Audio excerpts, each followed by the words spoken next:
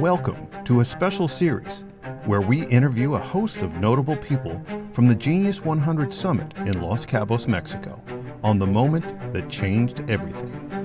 Here, you'll learn their secrets to success, gain invaluable insights into what shaped their careers, and key takeaways on what it takes to be a leader in their field.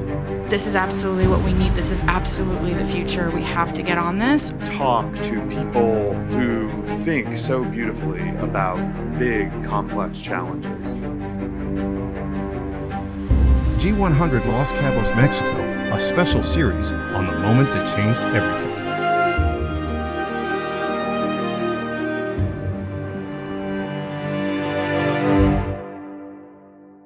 How'd you meet? How we meet.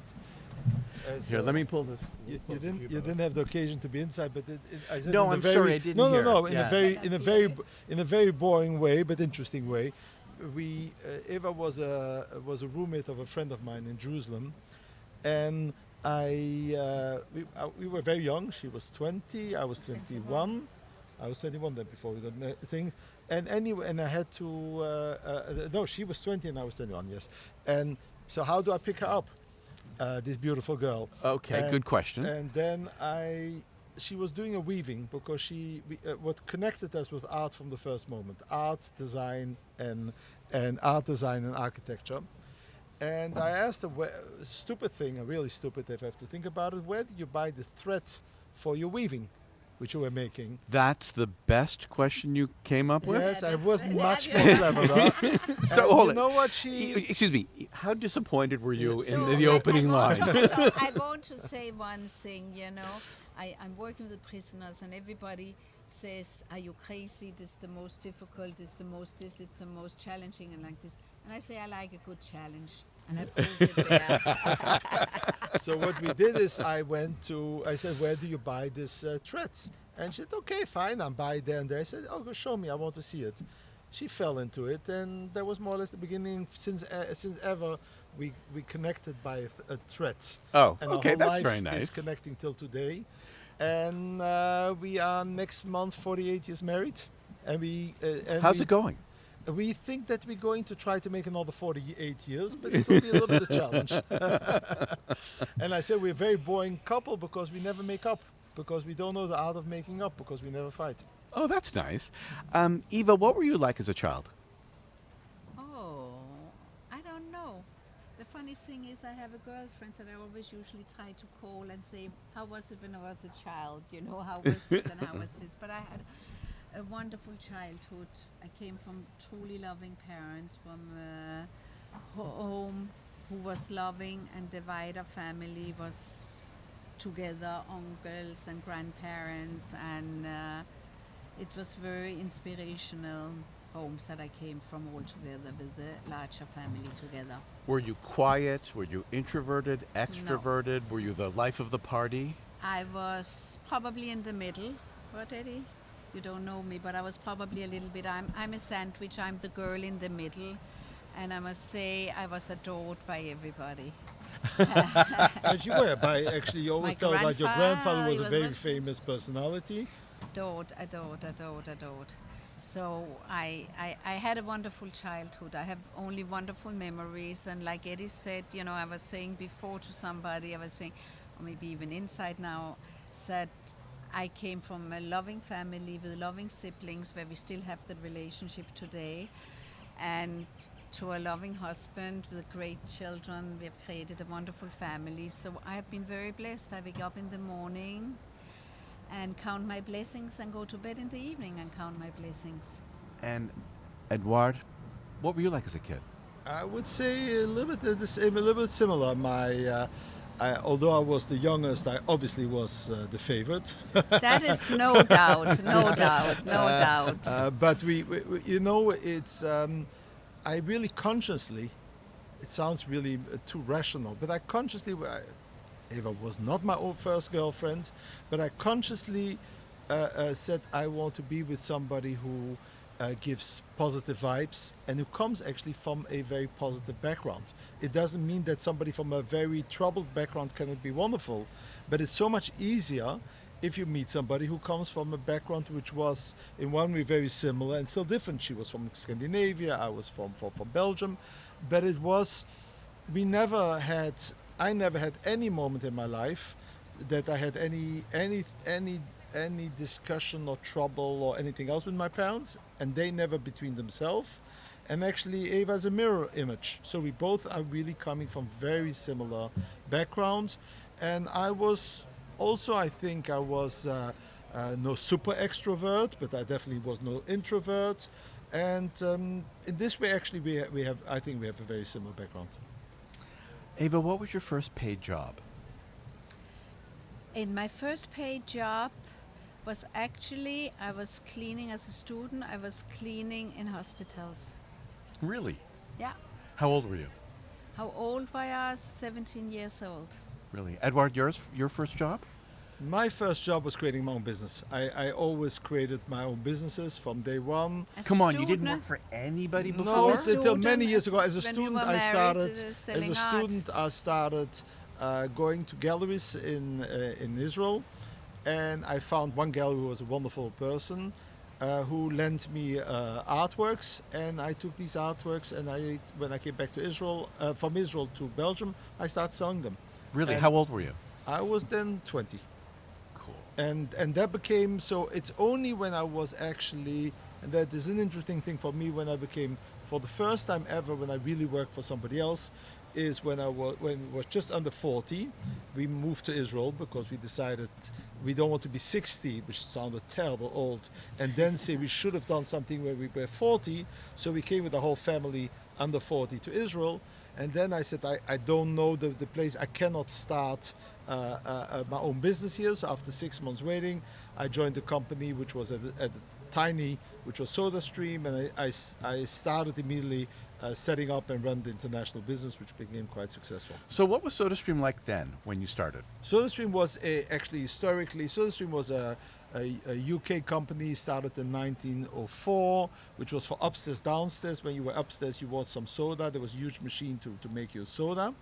And in the 80s, it was quite successful as a company in the UK, etc. Then it was bought out and more or less died. The only place where it really was successful was the importer in Israel, because this was the time of the Russian immigration. Mm-hmm. People didn't have the money, so if you were really, really well-to-do, you had a Coke bottle once a week on your table, and otherwise, what could you have? And soda was for very entry level, but there was a lot of people who were in that situation. So it was a very small company in Israel, but they did about $2 million, and I completely reconfigured it as something environmentally very ambitious, and I started in Switzerland, and after 2 years we sold already almost $200 million, and this is history. And what was the insight to change the original strategy to the strategy you changed it to? Where was the insight? Because what it was I always have to think first, can I understand the consumer?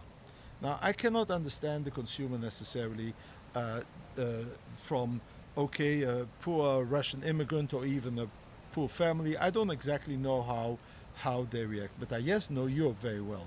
So I said, let me take the most difficult country in Europe, which is Switzerland, which has 4 different languages, 4 different traditions, and let me reposition it for somebody so difficult as that population, because it's so difficult because they're so well used. And and the environmental point, which was, hey, why do you have all these bottles coming back and forth and polluting the earth? Why can't you make that soda by you at home? So that was my thought. We designed it, and the rest was history.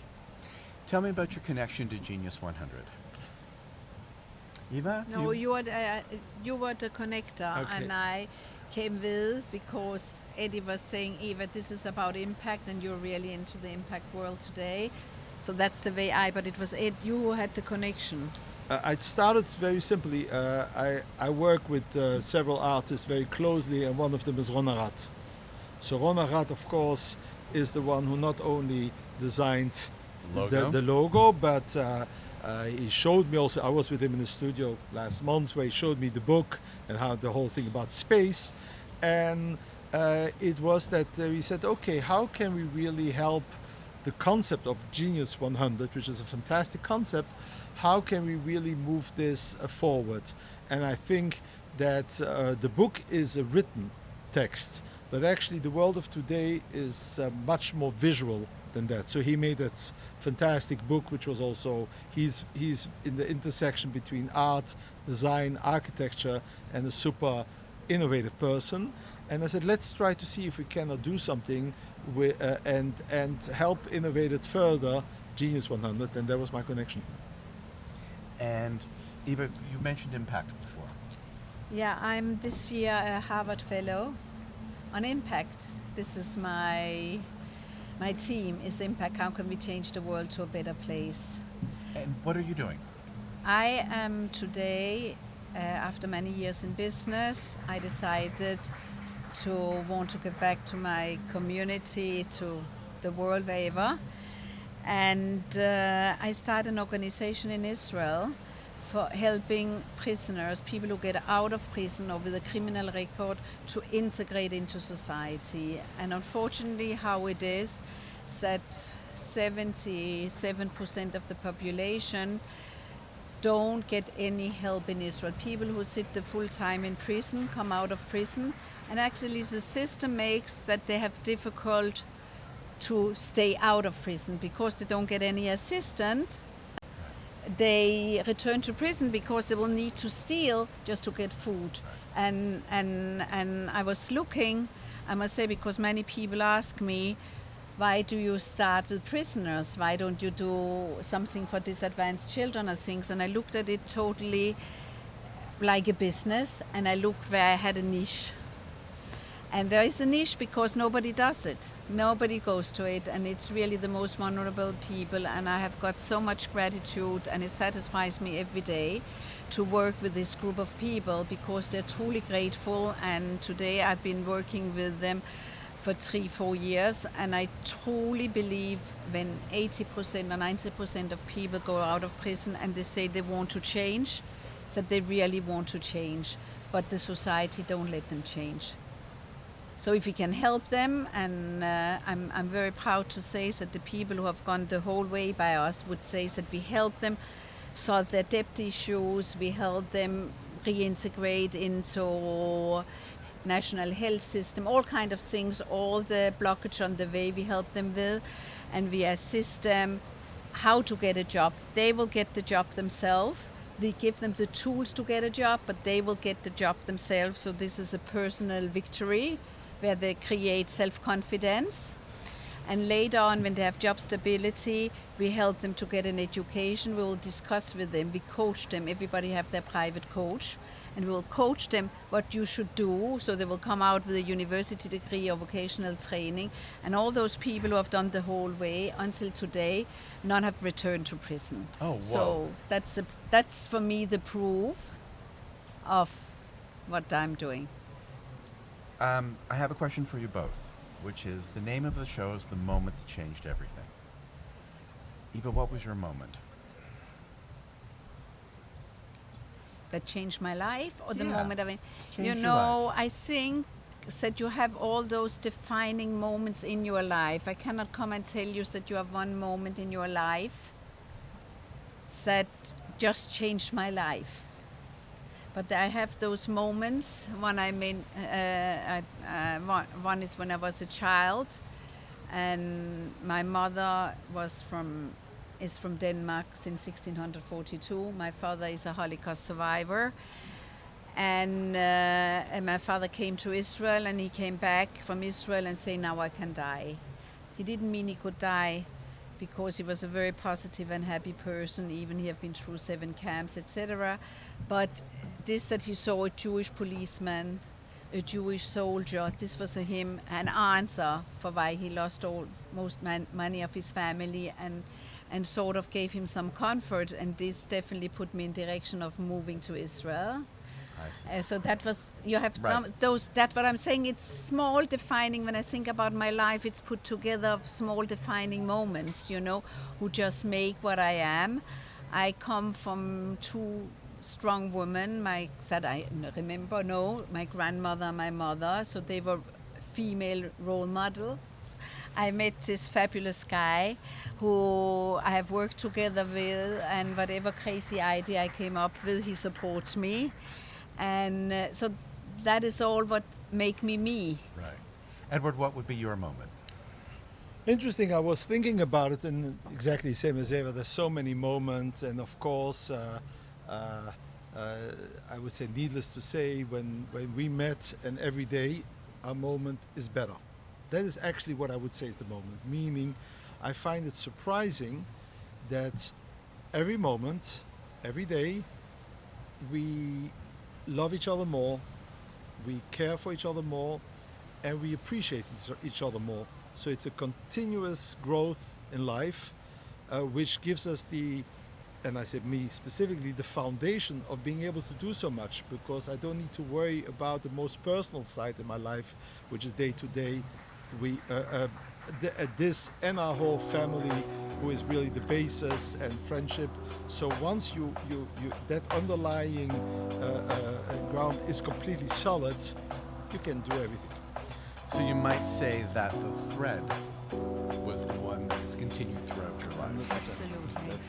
Thank you so much for being here, Eva, Edward. This is the Genius 100 podcast from Los Cabos, Mexico. I'm Laurence Metrick. Thanks for listening. To learn more about how you can support G100 initiatives, visit genius100visions.com.